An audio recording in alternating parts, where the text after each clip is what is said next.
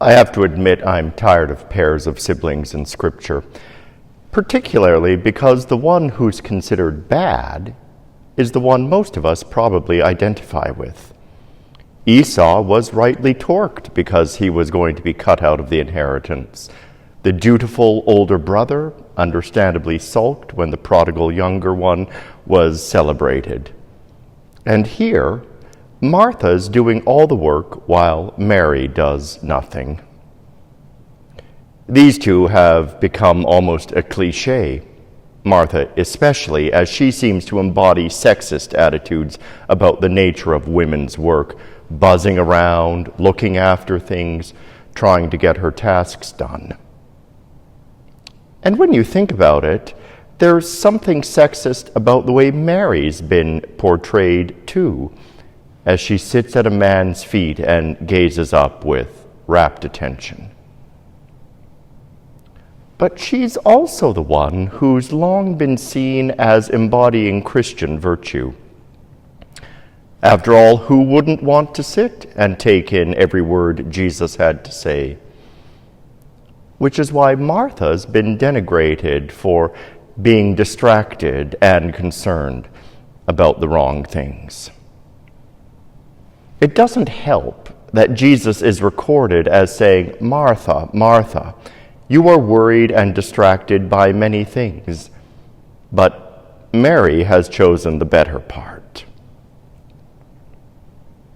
But it also doesn't help that the church, society in general, has traditionally seen women's work as less than, undervalued, and unappreciated. Which is why those tropes about Martha have to go. Even so, she makes me think of my friend Brian's mother, a woman who did everything with deliberate thoughtfulness and rigorous discipline. Whenever I was there for dinner, everyone would leave the table once it was over and leave her to clean up. I always felt guilty, and one time I said so. She was nonplussed and said she wasn't cleaning up to make us feel guilty. She was doing it so that when she sat down to relax, she really could, since there wasn't a mess that would have to be dealt with later on. She accepted that this was her way of doing things, and she didn't expect it to be ours. Yet so often there's strife at home because we can't or won't accept that each of us has our own priorities and our own way of doing things. This makes us resentful and emotionally brittle, which is where the "Lord, do you not care that my sister has left me to do all the work by myself" attitudes come from. That's why we identify with Martha. All of us are susceptible to being irked, touchy and chippy when we feel we're doing all the work, even when no one asked us to. It happens in families all the time.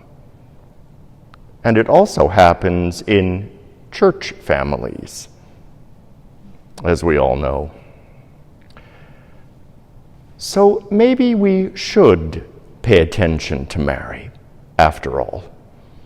Not because she's some model of starry-eyed female hero worship, but because she owned and lived her truth and didn't need to own her sister's negativity, didn't need to pretend her sister's priorities were hers.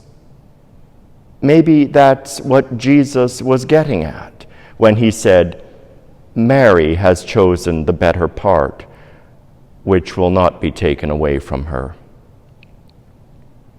The better part wasn't sitting and listening to Jesus, important as that doubtless was.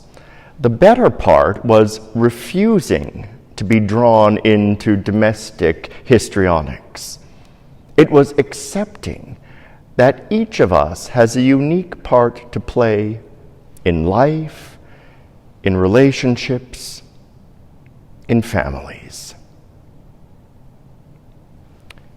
That being said, we need to be mindful that we don't sanctify laziness and indifference either.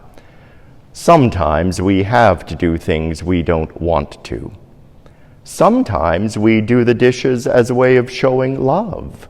Sometimes we get involved in causes which aren't our own, because life in the community requires generosity and sacrifice. The trick is learning not to pour our meaning into someone else's actions, or to triangulate people as a way of avoiding direct confrontation, both of which Martha's doing in the story. But the trick's equally about knowing what's really important. Sure, the business of life is important, and tasks need to be done and shared. It's just that the business of life can easily distract us from life's business, which is compassion, tolerance, understanding. As I like to say, it can turn us into human doings rather than let us flourish as human beings. Because the truth of life is that it's short, and we don't have time to gladden the hearts of those who journey with us. Sometimes the dishes can wait. Resentment always can. But what can't wait are the chances to make haste to be kind and to be swift to love. For even when everything else is taken away, they never will be.